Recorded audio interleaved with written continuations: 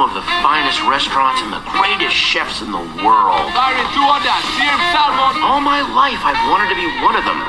You may think that's a strange dream for a rat, but I always believe that with hard work and a little luck, it's only a matter of time before I'm discovered. Run! Get them happy! Do you know what would happen if anyone knew we had rats in our kitchen? Go! Take it away from here, garbage boy!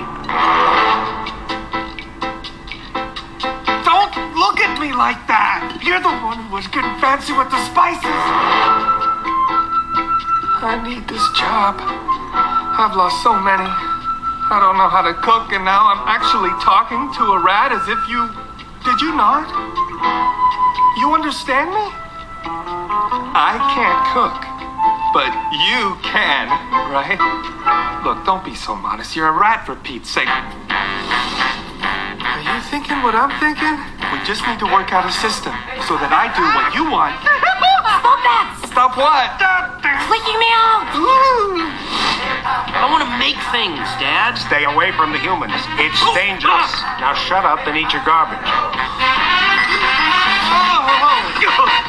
How did you do that? Just once in a lifetime. Do this thing! Man knows a moment. You gotta taste this! You detect that? An oaky nuttiness? Oh, I'm detecting nuttiness. We hate to be rude, but we're friends. I have a secret. I have a rat. You have a rush? He's toying with my mind, taunting me with that rat. As though I had wings. It's getting away. Together, we can be the greatest chef in Paris.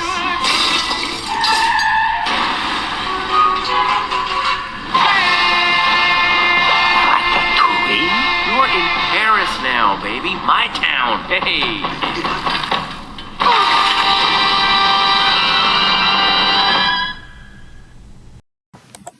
Ratatouille is an animated adventure comedy drama movie that was released on June 27th, 2007.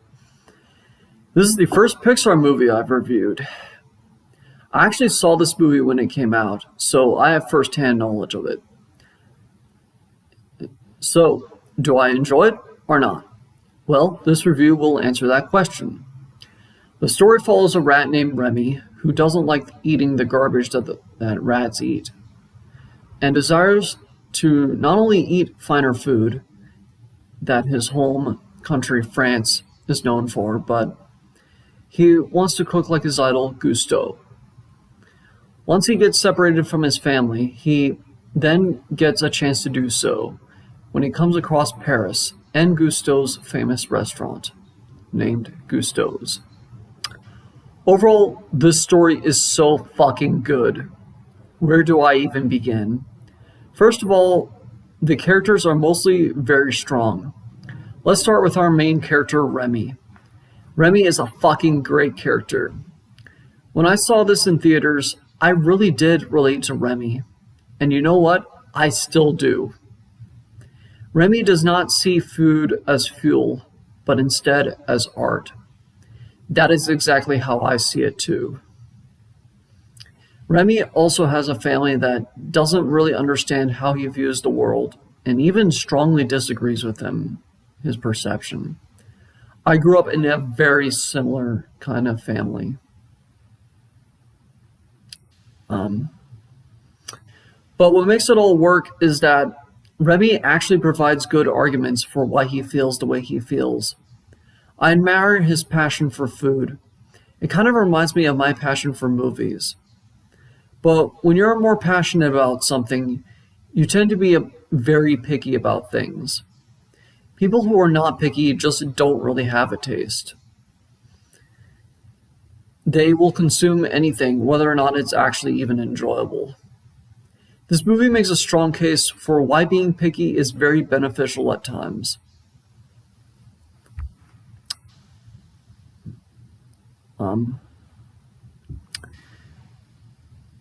He also runs into a human named Linguini, who has no skills as a chef and almost ruins the soup in the kitchen. But Remy fixes the soup and Linguini takes credit for making the soup when the soup is actually praised by a critic. After being caught in the kitchen, Linguini almost drowns Remy.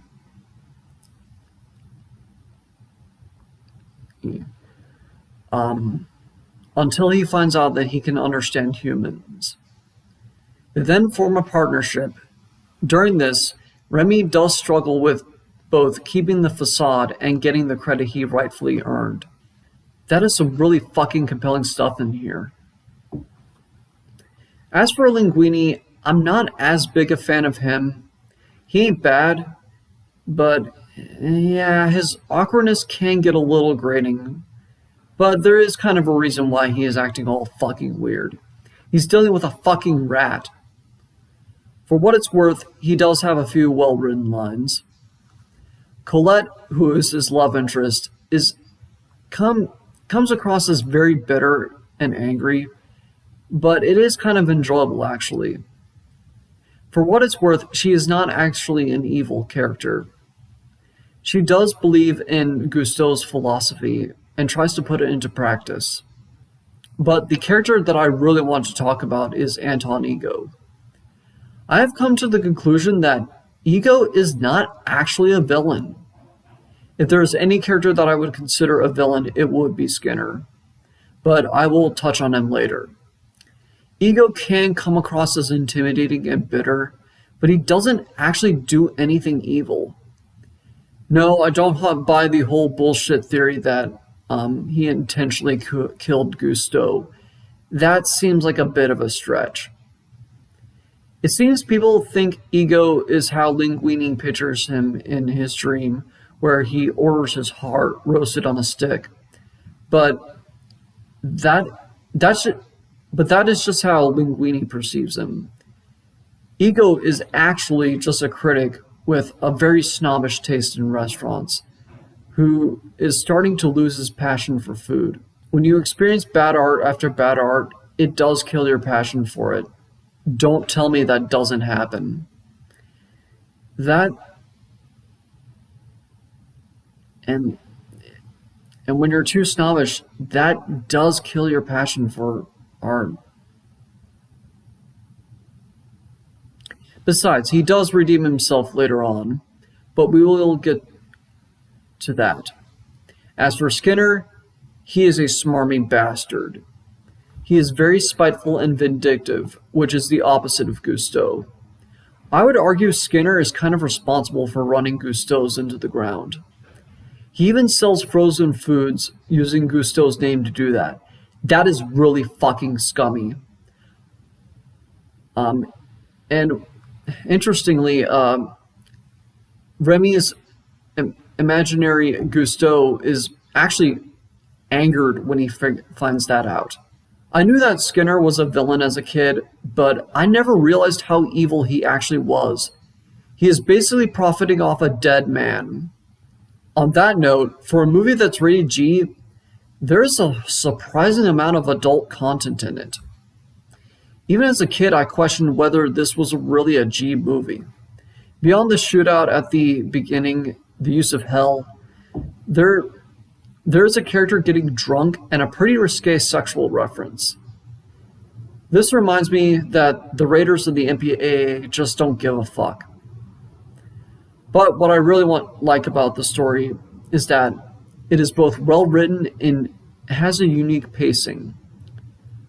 Well, unique compared to other Pixar movies. It is well written in both plot and dialogue. The plot is tightly written, and the dialogue is just fucking perfect. Unlike most Pixar movies, Ratatouille is very much paced like an indie or art house movie. You could almost mistake it for a French film. It has a way more complex goal, and plot points just kind of are things that just happen in the characters' lives. They just come up without much build-up. That is closer to real life. That is not to say there are not exciting chases. They do come up. I also feel that they are in the same vein as everything else. Some people might say that these are a little ridiculous, but if you get right down to it, the whole story is kind of ridiculous. But what is fucking amazing about it is that it has a certain amount of sincerity that is actually kind of moving. On that note, I really do like how the story unfolds in the last portion of the movie. If you have not seen this movie, skip to the timestamp in the description. Remy does go through a similar arc that Nick Naylor does from Thank You for Smoking. Nick starts to question if cigarettes are worth defending. Remy starts to question if humans are really as good as he says they are. With other humans that scream whenever they see him as a good example. Linguini does start to ignore Remy and follow Colette's advice more and more, which leads to Remy stealing food from the safe and fucking Linguini over. But when Linguini kicks Remy out, it backfires because he has no way of cooking the recipe that he was cooking consistently. When Remy comes back after the chefs are about to kill him, Linguini finally gives Remy the credit he earned. This scene is so heartbreaking. He gives a heartfelt speech about how Remy is special and admitting that he has no talent. But the chefs don't react with anger. They react with sadness and disappointment. Not one word is spoken when this happens. Colette's reaction really did get me. She is so depressed, she can't even bring herself to slap Linguini. That is fucking powerful. But of course she has an epiphany when she sees the cookbook that makes her realize that she is not following Gusteau's philosophy. It is definitely the lowest point for the chefs and Remy. But things get uplifting when Remy's father realizes he was wrong about humans and that cooking really means a lot to Remy. And he has the rats assist him in cooking food. Once Remy cooks a dish known as Ratatouille, Ego eats it as a food lover, not as a critic, but a food lover for the first time in a long time.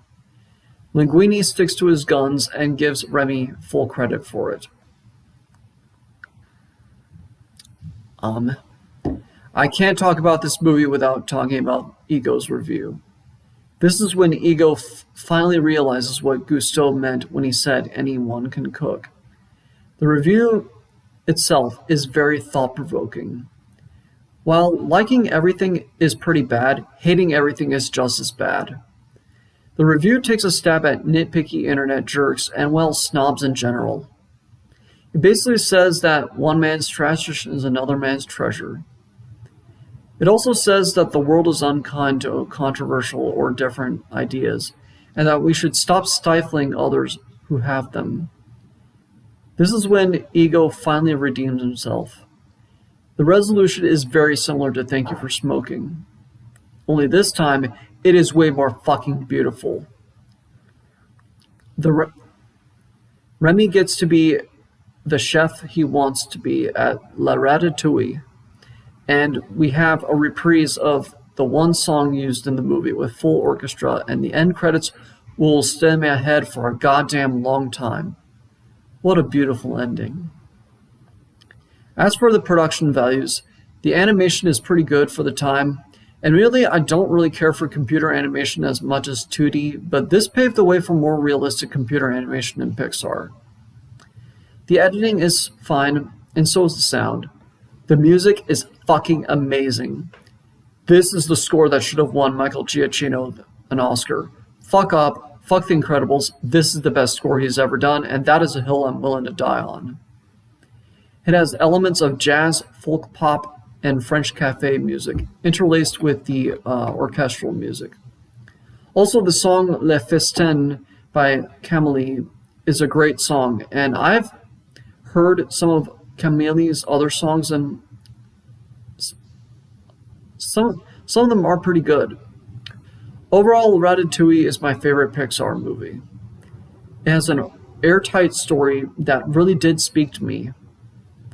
I enjoyed it as a kid, but I think I enjoy it even more as an adult. It is actually thought-provoking, and there are several scenes that gave me goosebumps. It speaks to my love of food and, well, even my love of being a movie critic. It also has a certain amount of charm that I'm likely never going to see again from Pixar. That is a damn shame, considering, to be honest, I never cared for the next 3 movies that came after this one. I tapped out of following Pixar by Toy Story 3. Admittedly, Linguini is not my favorite human character, but aside from that, Ratatouille is nothing less than the finest film from Pixar. I give Ratatouille 4 out of 5 stars with the title of awesome. Anyway, I'm Spike Robot. If you like this video, you can subscribe to my channel, and feel free to support me on Patreon and follow me on Instagram. See you next time on Other Freedom Jingos.